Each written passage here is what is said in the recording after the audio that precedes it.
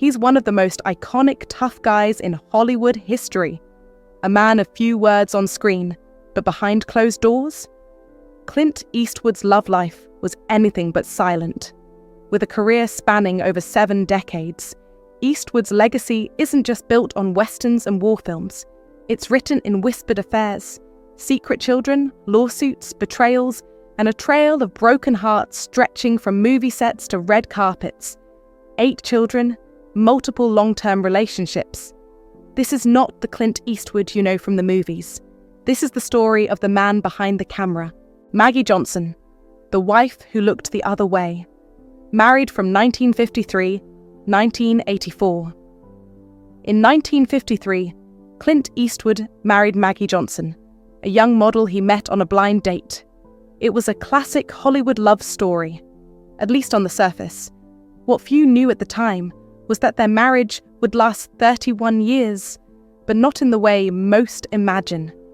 Throughout their relationship, Eastwood engaged in numerous affairs, some brief, others long and emotionally complicated.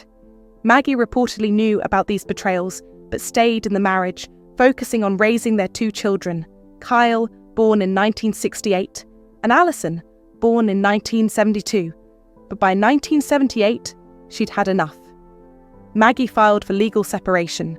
Their divorce wasn't finalized until 1984, a full 6 years later. And even after the split, they remained oddly close, co-parenting and occasionally appearing at events together. To this day, Johnson has spoken little about their marriage, but those close to her say it was a slow, emotional unraveling, one made worse by Clint's secret life. And while she stayed silent, Clint's next relationship was already happening, with someone he met on set, Roxanne Tunis, the dancer and the secret daughter from 1959 to 1964. It was 1959. Eastwood was filming Rawhide when he met Roxanne Tunis, a dancer and stuntwoman. What began as a workplace fling soon turned into a long-term secret affair, one that would last nearly 14 years.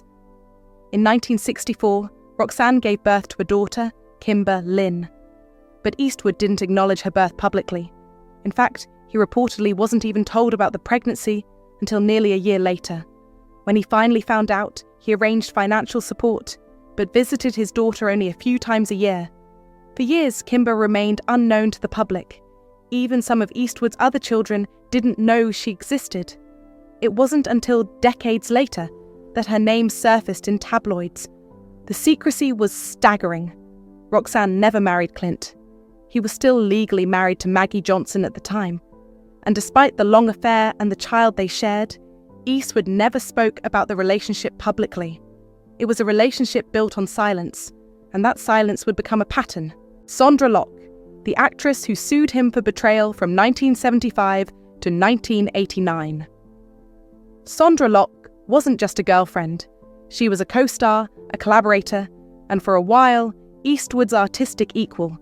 They met on the set of The Outlaw Josie Wales in 1975, and for the next 14 years, they seemed inseparable, both professionally and personally. But the relationship was far from healthy. Locke would later accuse Eastwood of being controlling, manipulative, and emotionally abusive. In her 2005 memoir, The Good, the Bad, and the Very Ugly, she revealed that Clint pressured her into multiple abortions and sterilization, even as he continued seeing other women behind her back.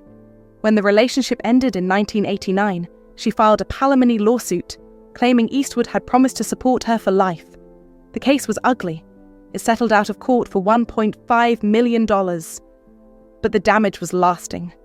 Worse, Locke said Clint sabotaged her career by offering her a sham director deal at Warner Brothers, only for the studio to reject all of her projects. She later sued him a second time, for fraud. Clint never addressed the accusations publicly, but Sondra's revelations painted a damning picture. A Hollywood icon who weaponized silence and power to get what he wanted. Jocelyn Reeves, the hidden family from the 1980s, affair children born 1986 and 1988. In 1984, while Sondra Locke still believed they were together, Eastwood began seeing Jocelyn Reeves, a flight attendant he met while flying. The relationship was low profile, intentionally. Together, they had 2 children, Scott, born in 1986, and Catherine, born in 1988. But unlike his earlier children, Eastwood didn't publicly claim them, not for years. Birth certificates listed the father as not disclosed, and yet both kids grew up in the shadow of their famous father. Scott Eastwood would eventually become an actor, landing roles in The Longest Ride, Fury, and even Suicide Squad. Catherine, meanwhile, pursued film and storytelling. Clint did provide financially for them, but emotionally, that's more complicated. While Scott has spoken about his respect for his father, there's also a sense of distance, as if they had to fight for recognition in a family that didn't fully acknowledge them. Another quiet scandal, hidden in plain sight, Frances Fisher, a talented actress, another broken bond from late 1980s, 1995. By the late 1980s, Clint's personal life was once again in flux. That's when he met actress Frances Fisher on the set of Pink Cadillac. They began dating, and in 1993, she gave birth to their daughter, Francesca. But like many before her, Fisher would later say Eastwood was demanding and difficult. In interviews, she admitted she often felt compared to his exes and lived under the weight of his expectations. They split in 1995, but Francesca was raised in both their lives. She would later go on to act herself, appearing in films like The Vault and Outlaws and Angels. Another woman, another child, and another quiet end. Dina Ruiz, the last official wife from early 1990s, 2013. In 1992, Clint Eastwood sat down for an interview with local news anchor Dina Ruiz. Sparks flew. Within a few years, they were married. For a moment, it seemed like Clint had finally settled down.